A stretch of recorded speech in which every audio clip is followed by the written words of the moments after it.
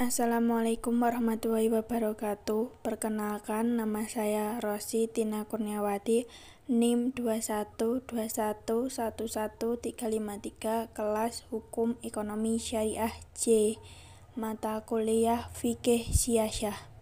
Di sini saya akan menjelaskan tentang pemikiran politik Sunni. Yang pertama, pengertian. Sunni atau sering disebut dengan Ahlus Sunnah wal Jamaah adalah sebuah aliran pemikiran yang mengklaim dirinya sebagai pengikut sunnah atau the flower of sunnah, yaitu sebuah jalan keagamaan yang mengikuti Rasulullah dan sahabat-sahabatnya, sebagaimana dilukiskan dalam hadis ma'ana alaihi wa ashabihi, yaitu mereka yang mengikuti apa saja yang aku lakukan dan juga dilakukan oleh para sahabatku. Dalam hadis tersebut, Rasulullah SAW menjelaskan bahwa golongan yang selamat adalah golongan yang mengikuti Rasulullah dan para sahabatnya. Yang kedua, corak pemikiran. Yang pertama, pengangkatan khalifah melalui penunjuk disertai perjanjian.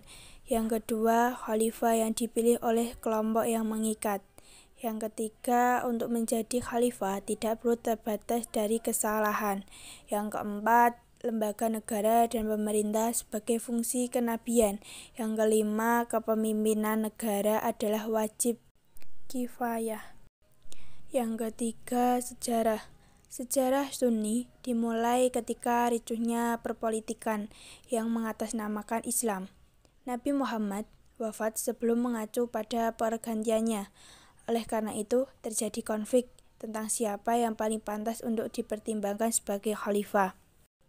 Setelah menetapkan dan tarik ulur selama 2 hari sehingga menunda jasad Nabi Muhammad, ditunjukkan Abu Bakar As-Siddiq sebagai khalifah. Penunjukan ini tidak memuaskan beberapa kalangan. Bahkan kalangan yang mengeklaim bahwa Ali bin Abi Thalib lebih syah menjadi khalifah, kemudian memisahkan diri dan membentuk Syiah. Sementara itu, golongannya lebih umum kemudian disebut Sunni. Golongan ini hingga saat ini terjadi menjadi 4 madhab tersebut, tidak menandakan perpecahan, perbedaan.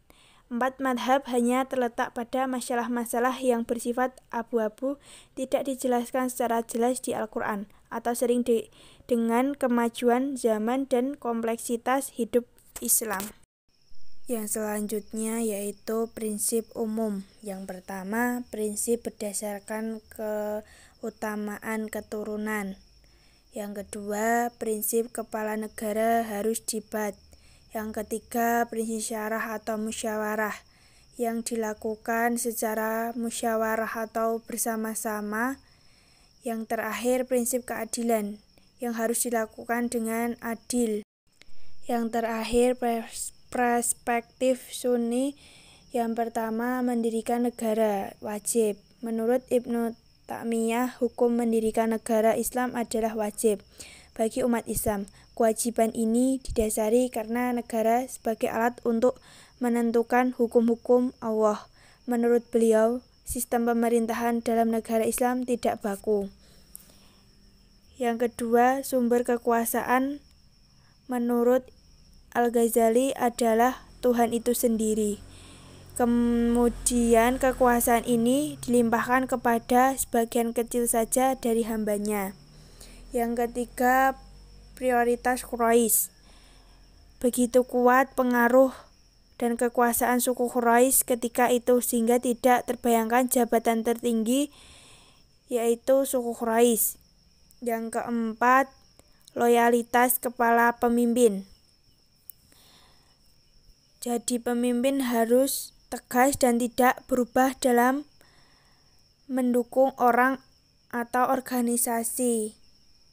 Jadi loyalitas kepemimpinan yaitu tegas dan tidak berubah dalam mendukung.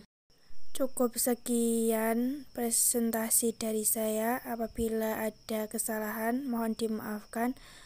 Wassalamualaikum warahmatullahi wabarakatuh.